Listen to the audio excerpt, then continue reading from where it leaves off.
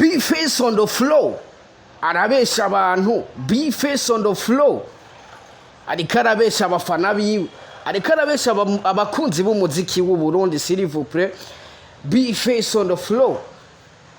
Iyi ndirimbo asohoye Motivation ni indirimbo yari imaze igihe kinini ibitse mu bubiko bw'indirimbo za B-Face on the flow. Iyi ndirimbo iriko irazana amatati hagati ya We Love Music, hagati ya Fernando na Melanin Boy, kubera ko ni indirimbo bakoze kera bakiri umugwi wa We Love Music. B-Face on the flow ino ndirimbo yayibitse igihe kinini, indirimbo yitwa Motivation, ariyo ndirimbo yasohoye ku munsi w'ejo. Ni indirimbo yari kumwe na We Love Music, ariko rero reka ndakubwira rimwe mwibanga wowe utigeze ubona nimba uri umufana w'umuziki. Ni indirimbo itasohokanye amasanamu bivanye nuko indirimbo yasohotse ku nguvu, cyangwa se indirimbo yasohotse hari bamwe batavyemera. Ni indirimbo yasohoye ku nguvu n'umuririmbyi B-Face on the flow. Yes, nimwe mu ndirimbo yasohotse muri Fernando na Melanin Boy harimo umuntu umwe atemeye ko indirimbo isohoka, kubera ko murabizi neza yuko We Love Music batandukanye batagikorana nka team, ahubwo mu makorana ku ruhande rwiwe.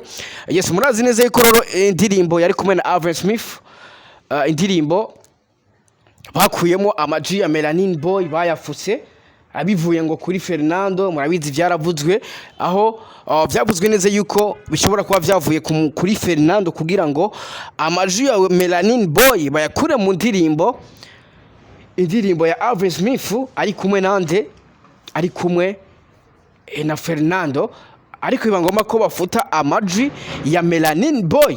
Ari bimwe mu bintu byatumye indirimbo ijya swata. Yes, indirimbo yarariye swata, indirimbo ya Alvin Smith na Fernando. Je ndemeza ko indirimbo yariye swata, indirimbo yarakubise swata. Bamwe ngo ni kubera bakuyemo Melanin Boy mu ndirimbo, abandi ngo ni kubera Melanin Boy batigeze bamushiramo. Ariko ico nemera, indirimbo ya B-Face on the flow na Fernando, indirimbo ya Alvin Smith na Fernando yarariye swata. Ndasubiyemo kandi indirimbo ya Fernando na Alvin Smith inyuma gukuramo amajwi ya Melanin Boy yarariye swata. Yes, iyi ndirimbo rero ya B-Face on the flow ari kumwe na Melanin Boy na We Love Music, mbega uribaza impamvu indirimbo itasohokanye amasanamu?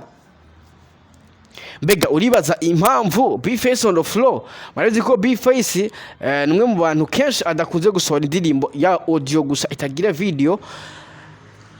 Mbega uribaza impamvu indirimbo Motivation yasohotse ata video igira? Nimba uvyibaza, wibaza ko ari impamvu yi, andika muri komanteri impamvu ni ya.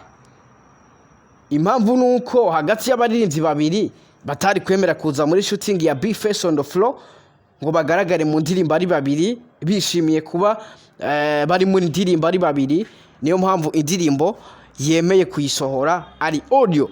Nkuko nabikubwiye, ni indirimbo yari maze igihe kinini mu bubiko.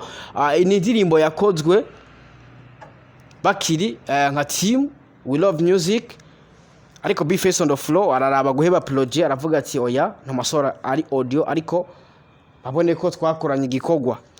Yes, by the way, We Love Music ni bamwe mu baririmbyi bankanye nabi, ni bamwe mu baririmbyi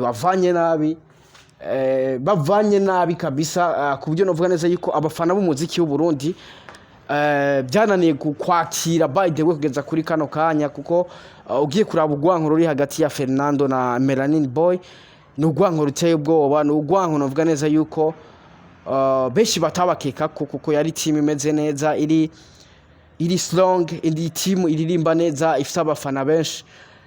Gutandukana kwa We Love Music byaratumye abafana b'umuziki bikuramo ibintu by'amateam, like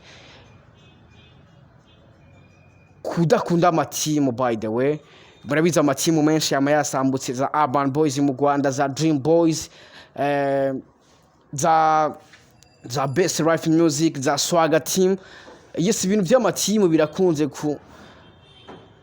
kutorohereza abaririmbyi by the way, ariko indirimbo motivation ya B-Face on the floor ndagarutse mukanda kubwire amwe mu mabanga yihishe inyuma y'ino ndirimbo mutamenye hagati ya Fernando na Melanin Boy. Cyo nagusabye gusa kora subscribe yonyene, je ndagutamo update nyune Ishopo Radio sewa promo